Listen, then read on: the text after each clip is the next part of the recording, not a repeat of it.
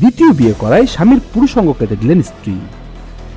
গোপালগঞ্জের কোটালীপাড়া উপজেলায় দ্বিতীয় বিয়ে করায় ব্যবসায়ী স্বামীর পুরুষাঙ্গ কেটে দিয়েছেন স্ত্রী।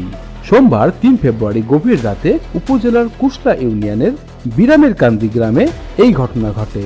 এই ঘটনায় এলাকায় চাঞ্চল্য সৃষ্টি হয়েছে। আহত স্বামী রুবেল সর্দার ঘাঘর বাজারের থাই অ্যালুমিনিয়াম ব্যবসায়ী। তিনি বিরামের কান্দি গ্রামের মঞ্জল সর্দারের ছেলে।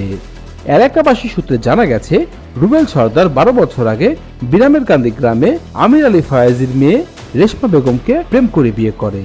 বিয়ের পর অন্য নারীর সঙ্গে রুবেল সর্দারের পরকীয়া সম্পর্ক থাকার অভিযোগ ওঠে। এতে রেশমা বেগমের সংসারে অশান্তি লেগেই থাকত। তারা জানান, গত ৩ মাস আগে অন্য ধর্মের এক নারীকে বিয়ে করেন রুবেল। এতে ক্ষিপ্ত হয়ে রেশমা বেগম সোমবার গভীর রাতে তার স্বামীর ঘুমে থাকা অবস্থায় ব্লেড দিয়ে পুরুষাঙ্গ কেটে দেন। পরে রুবেল সর্দারের চিৎকারে বাড়ির লোকজন এগিয়ে এসে তাকে উদ্ধার করে উপজেলা স্বাস্থ্য কেন্দ্রে ভর্তি করেন। সেখানে তার শারীরিক অবস্থার অবনতি হয়।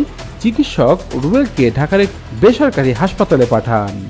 রুবেল সর্দারের মা সাফিয়া বেগম জানান, আমার ছেলে রুবেল রাতে বাড়ি আসার পর খাবার খেয়ে ঘুমিয়ে পড়ে। গভীর রাতে রুবেলের চিৎকার শুনে আমি সহ বাড়ির লোকজন ছুটে আসলে স্ত্রী দৌড়ে পালিয়ে যান। পরে রুবেলকে গুরুতর অবস্থায় উপজেলা স্বাস্থ্য কেন্দ্রে ভর্তি করি। এ ব্যাপারে রুবেলের স্ত্রী রেশমার সঙ্গে যোগাযোগ করার চেষ্টা করেও তাকে পাওয়া যায়নি। তবে তার বোন ফাতেমা বেগম বলেন, আমার বোনের 2টি সন্তান থাকা সত্ত্বেও 3 মাস আগে রুবেল অন্য ধর্মের এক নারীকে বিয়ে করে অন্যত্র চলে যান। এ ঘটনায় ক্ষিপ্ত হয়ে রেশমা এ ঘটনা ঘটাতে পারে বলে মন্তব্য করেন তিনি।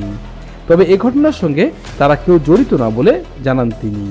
কোটালী থানার ভারপ্রাপ্ত কর্মকর্তা ওসি আবুল কালাম আজাদ বলেন, এই ঘটনার এখনো পর্যন্ত কোনো অভিযোগ পাওয়া যায়নি। অভিযোগ পেলে তদন্তপূর্বক ব্যবস্থা গ্রহণ করা হবে।